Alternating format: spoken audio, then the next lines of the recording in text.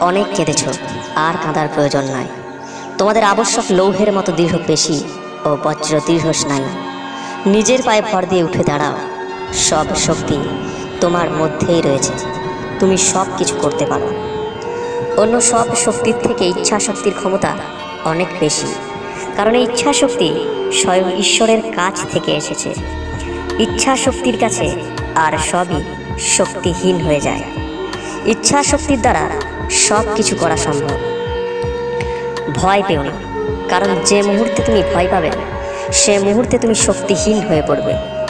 ভয় জগতে দুঃখের মূল কারণ। কিছুতেই ভয় পেও না, তোমরা বিস্ময়কর কাজ করবার জন্য জন্মেছ।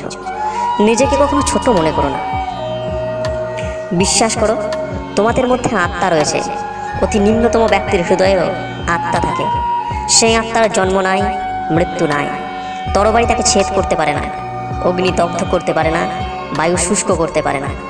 তিনি অবিনাশী, অনাদি, অনন্ত, শুদ্ধ স্বরূপ, সর্বশক্তিমান। পরিবর্তনকে ভয় পেও না, কারণ পরিবর্তন কালের ধর্ম।